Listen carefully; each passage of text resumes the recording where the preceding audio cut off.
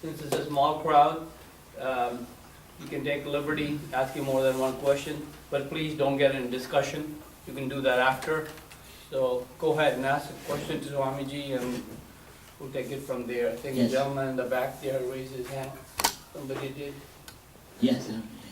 Actually, I don't have a question, but I want to share something very personal, and which will explain what Modi is. See, Gujarat had like Mahatma Gandhi, Sardar Patel, Narendra Modi. See, in the field of education, there is a very popular writer named Dr. Gunand Shah, who I have known for 20 years. I go stay with him every year for the last 20 years. Who is an educationalist. He was a visiting professor at the University of Arizona and University of Michigan in his 30s, And he was a consultant to the United Nations and the Bangladesh government in the field of education.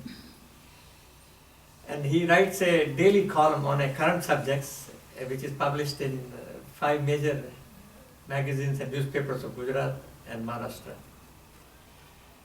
And when Modi got elected as a chief minister, after he took his shapath in the Raj Bhavan, he got into the car and he drove to Baroda, from Gandhinagar, and went to Gunand Shah's house. And he has never known Gunand Shah. Gunand Shah was known all over, he is known in Gujarat for his writing skills. He has written more than 100 books. And he went to Gunand Shah's house and he told him, where is your bedroom? Because Gunand Shah lives in a small 2-story bungalow and the bedroom is upstairs. He said, let's go to your bedroom. So they both go up to the bedroom and then he tells the Gunand Shah's wife, please bring one lota full of water in. And she went to the kitchen and brought the water, and then Modi took the water in his hand in front of Gunand Shah. And he took the shapath and he told Gunand Shah that the day you see me on the wrong track, or I'm doing some monkey business, or I am off the track, or I'm involved in some corruption, you expose me. That's the challenge. Challenge. And I called Gunand Shah the day before the election results were supposed to be out, and he said, oh, I just talked to Modi this morning. He called me. He said, this is my last call as a chief minister. And he You couldn't invited him. expose him during this 13 years, nothing you could write against Modi. No, Yes, sir. the Gunand Shah is a Gandhian, he followed Vinobaji and is a truth seeker, He retired at the age of 49. And he speaks the truth, If something is bad, he will criticize that. And Modi knows that, But that's what the Modi... The integrity of that person. person. Thank you. Yes. You made a statement that Modi will rule for 15 years and then he'll hand over the... Halfway through 15 years. Yeah, After the third session. then he'll hand over to a lady. Is this your... Not lady. Lady. I'm not sure whether lady. To who? Younger person. Younger. It could be you also. Yeah. So, is it that your future prediction? That's my intuition, yeah. Intuition? That's my intuition, that's my wish, Yeah. and that's what I predict here. The way Uh, Modi is. We have Dr. Ambasta and then Ms. Golan. Swamiji, looks like you have a very good pulse on the, you have a good feeling of what's happening in India from your speech again. But what do you think, would the Modi's belief in Hindutva, would that really percolate to the younger generation that you said that younger educated generation follow him, they follow his language and they speak in his language? Do you think that his belief in Hindutva will be... You see, I believe, Modi said a very interesting thing. We don't need temples, we need toilets. And there's a lot of truth in that. Nobody else could have said that. Anybody else would have said that he would have been stoned to death in India. How dare you compare temples to toilets? But Modi is nobody can doubt the integrity of Modi and his commitment to Hinduism. He knows when India grows, Hinduism will grow. You don't have to separately do anything. And if at all separately something has to be done, it's not Modi's job, it's our job. Spiritual people like us. We have to take into this. And we need more people, we need more resources, we need a global reach. I believe Hinduism should not be shackled to the geographical boundary of India. It should take off. Hinduism has a message for the whole world. And but India will grow in its own way. Hinduism will be the foundation, but Hinduism will not be the fruit or the flower of India. That will be something unique, because our identity has got three dimensions. One, what we inherit. Second, what we create. Third, our opponents, the space that we create for the opponents. So Hinduism is in the making. And Hindu culture and Hindu religion can be different. Culture is little more composite. So Hinduism is in our bones, in our genes, in our blood, in our very makeup. What we have to think is, what should we create in interaction with the world? So what we create of ourselves depends upon how we interact with the world. Not by only going inward, but also by looking outside and exchanging ideas. Ano, Bhadra, Pradavo, Yunda, Vishwada. That noble thoughts come from all sides. So our survival depends upon what we create out of what we are. If we fail to do that, yes. Ms. Gulani and then this lady in the front. My question is, you were talking about how the market economy is creating and the capitalism and all that. How is Pakistan and China going to stand in this way? Stand in his way? Yeah. They cannot stand in our way. They are busy with their own issues. Actually, China will help us. China is not our adversary. China has some border dispute that they claim some land here, some land there. That land they have taken, that Exciting they have taken. This land they claim just to affirm their claim over the other land. So China and India, I don't think there will be much of an issue. With the Pakistan, it's a nuisance. But we can deal with that. They cannot affect our economic development. But the China wanting to be the greatest power in... That's their right, within their right. They are within their right, but then India influencing all these other countries, Japan and... That's their privilege. That's their privilege. We have to But do. you don't expect there will be clashes? There will be clashes, there will be competition.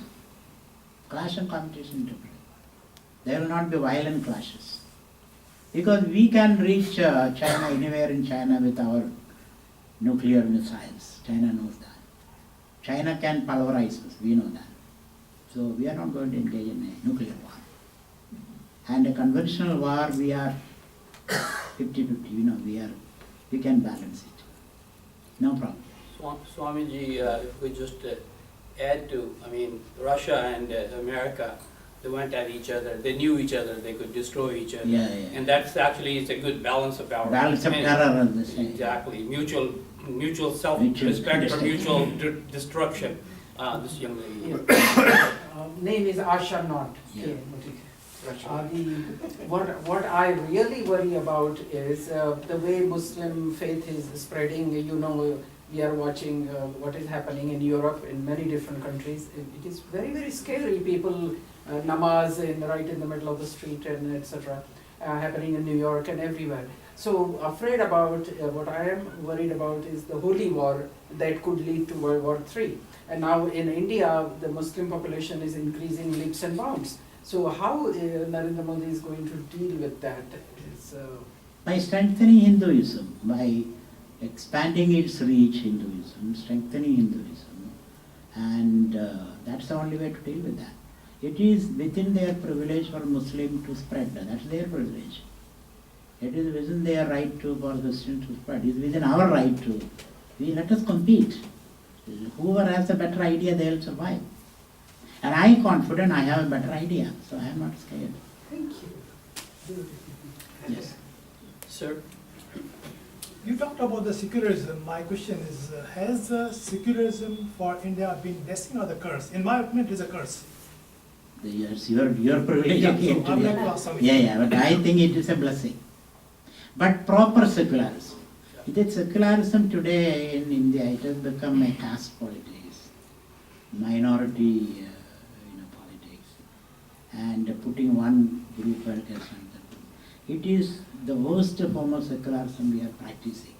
If you practice secularism properly, it is the best ideal, it is in tune with our Hindu tradition, and that alone can bless India. But the way it is practiced, anything good, when it becomes bad, it becomes worse. Why did I say curse? Because at the time of partition in Pakistan, the Hindu and Sikh population was over 11% in 1948.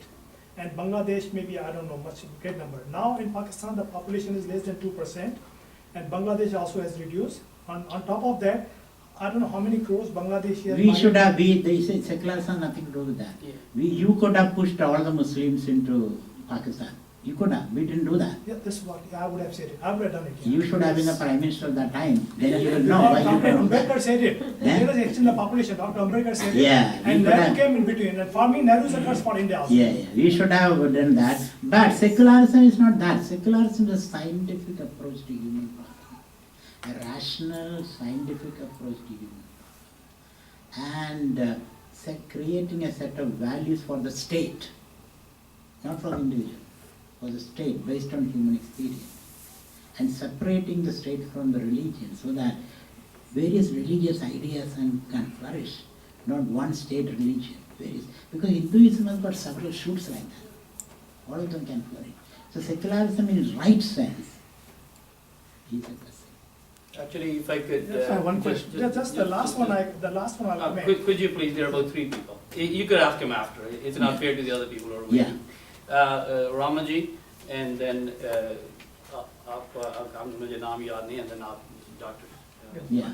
Swami, my question is, the ISIS and whatever is going on in the Middle East now, I'm sure it happened in the past with, in Aurangzeb times when they did all these kind of things. So I could only imagine what they did, but now we are seeing what they did. So in my view, they are like Rakshasas. They are textbook definition of Rakshasas, like killing men and doing all things to children and women and everything. So to deal with that, how did we deal with those people in our past? Is this a more aggressive form than, let's say, Aurangzeb and others, because these people have guns and, so they can kill maybe 1 million people? And are we capable of dealing with this, or do we need an avatar to come and save us? It's spoken like a true we have to identify the problem, define the problem, find a solution, organize people, and we will do that. You see, these kind of extremist groups will appear here and there, now and then. You cannot help it, and this will continue. If not, I see ISIS, it may be something else. Yeah. So when you organize a state, there is always opposition, aggrieved people, marginalized people. We are not able to accommodate. So state is based upon power and hierarchy and structures. So we have to use power. Danda is to be used. For danda you need a balam. And then raksha means a willingness to use that danda. All those are necessary. So you can expect these kind of people, fringe groups coming up, and when the ISIS, when they become a state, their behavior will be different. Like Iran is a little more responsible than ISIS, isn't it? Saudi Arabia is another nation, based on violence, but now they are. So these kind of things will be there, and how you deal with it, we have to find ways of dealing with it. You, sir. Swami, this is a little unusual question, and I have a fear. Before I express my fear, let me give a little background that See, before the election, the whole Indian media was against Modi. If you look at all the surrounding countries, especially the Middle East, they are anti-Modi. And the biggest anti-Modi is this country. If you scan the internet, Google, even after the election results, the articles, they're bringing Godra, My fear is that, India is ready to assassinate the major leader.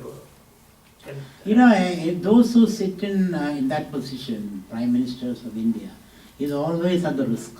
There's always a risk. Because he could be assassinated It not could by be- Muslims, but It could be it could be the state, Indian state. It is their job to protect him. And Indira Gandhi was shot by her own bodyguards. And Mahatma Gandhi was shot at. Rajiv Gandhi was assassinated. so that's where So the there is fear a I have. tradition. But I think Modi will be wise to take care of himself. That is one of the responsibility of a leader. He has to take care of himself. And the state has to take care of the leader. See, like at the 15th August lecture, Excuse you me, got it I'm off gonna, the I glass, have to interject here. But You know, me, I get in personally discussion feel, here. I don't share that fear. Of I course. don't, I Thank think you. he'll survive. Dr. Tucker? And I don't share that fear. Though as a practical person, I'll be ready for that situation. Hinduism was widespread from Vietnam to Afghanistan and Indonesia to Uzbekistan, and now it is shrinking. If you think that you are on the right side, and the right is might, why is the largest religion at one point, 2,000 years ago, is now a... One thing, I don't think right is always might. Might can be right also in international politics and international affairs. So, there was a time when not Hindus, I wouldn't call Hindus, India or people from India could spread to Indonesia, to Vietnam and then Central Asia. There was a time. And there was a time when Iran was a world power, Persia. There was a time when Rome was a world power. There was a time when Alexander was a world power. Genghis Khan, Tamerlane, they were all world powers. Genghis Khan came from eastern China to the border of Europe. They all collapsed. And the Ottoman Empire, a huge power, collapsed. So this is in the nature of things. Then you have a empire, it flourishes for some time, then it perishes, then it collapses. But we retain the core, that's the main thing. The core, the seed, remain. Those people, even the seed is gone. So we retain the seed. Very powerful. From here we can see. The lady over there, and then I'll come back to Mr. Hajane. And question the will last be- question Our will is really, this L.K. Advani and Murli Manohar Joshi, they are by far, they have no portfolio now. And what is the role they are playing? Will there be some internal politics? Will they? They must create be anything playing the role of in city? consultants or advisors, and there is a Margadarshak. Modi is very clever. He made a Margadarshak. He booted them up, and they are sitting there, like grandparents. Whenever you need, you will go and sit with them, and whenever you don't need, you No block portfolio. them. So they will accept that position and they They will are play, not or allowed. they play some other They game? may play, they may do that. Advani tried, but didn't work. So I don't think they may or they may not, but it will not be effective. They'll be exposed more and more. Madhurji, and then Dr. Gadasali, and then we'll end with this gentleman here. You had a follow-up question. Swamiji, this question is slightly different. In general, we have seen the efforts of the Christian missionaries, not only directly in the Indian politics in terms of Godra and other things, but also at the local level in terms of conversion and things like that. What would be, Modi as a leader who believes in Hindu Dharma would be willing to do to stop this kind of activities? I don't think as a state the Prime Minister Modi can do anything about that. But Modi will encourage people like us, Hindus, Hindu leaders, Hindu sannyasis, to take effective steps.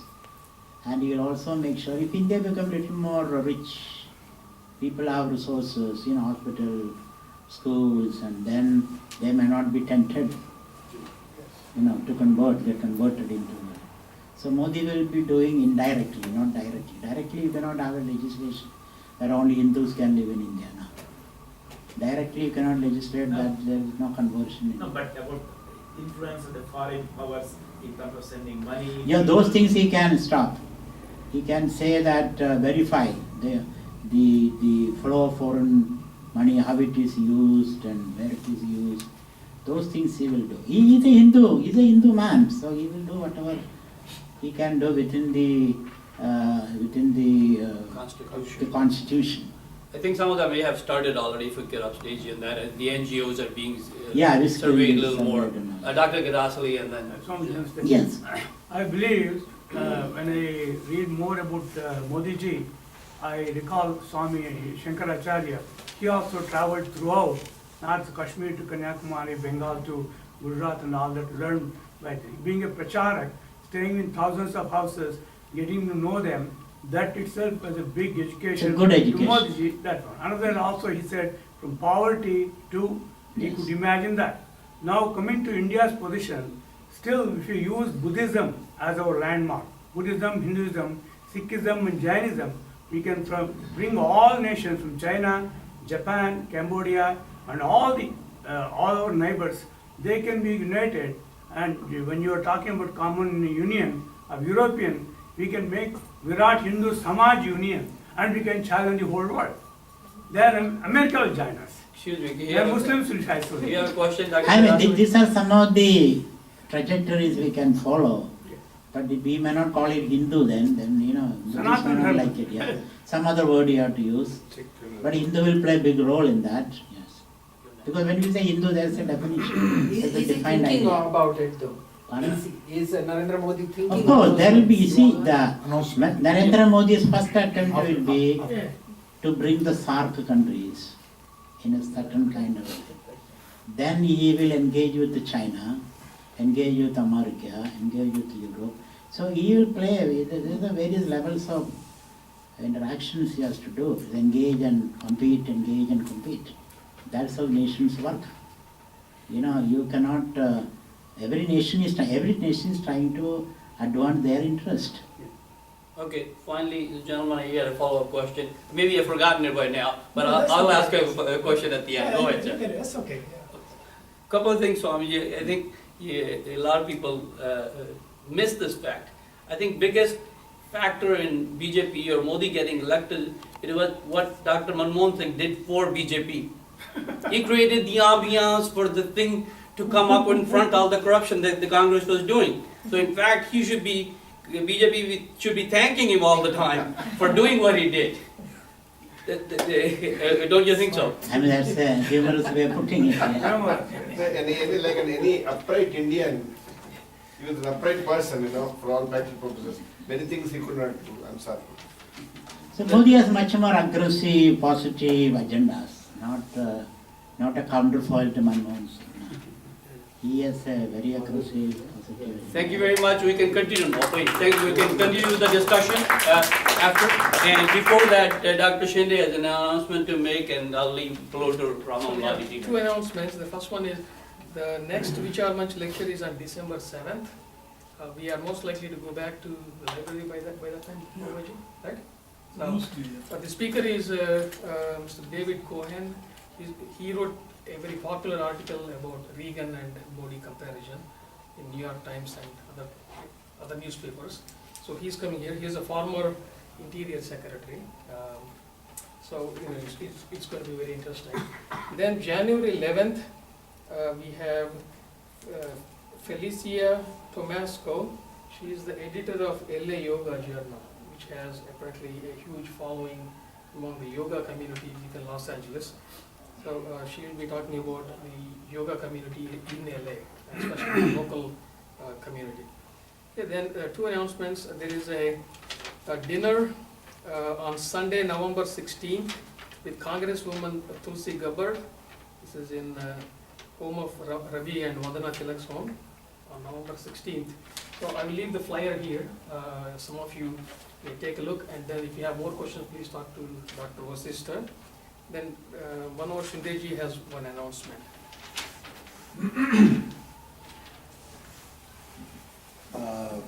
Just like to very briefly summarize in 2-3 minutes. The Dharma Civilization Foundation is currently focusing on 3 different types of universities. One, a private university, that is USC, that is the Swami Vivekananda chair, because the university has suggested that the deadline for submitting the $3 million is 30th of June, and the chair will become functional in the fall or September of 2016. The fundraising is going on a little bit slow. That's number one. Number two, a major academic initiative at University of California, Irvine, which is a state-funded university, where a Hindu chair, a Jain chair, a Sikh chair, and ultimately later on a Indian and Tibetan Buddhism chair, all the Indic religions that were born in the Indian soil, for them, and an overarching India Center for the study of Indic civilization and Indic culture and Indic religion. So this will be, for the first chair is going to be signed by middle of November, and all the other chairs, except Buddhist chairs, are also likely to happen by end of December. There may be some celebratory event, and we will keep you informed.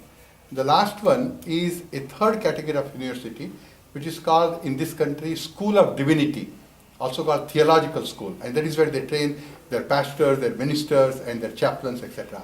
So there is one of the largest such institution is in Berkeley.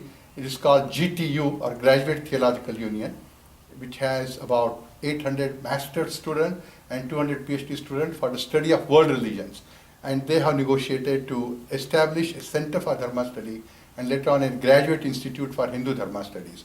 So the full-time director will be starting the position in January, and fundraising is mainly going on in the Bay Area for that purpose.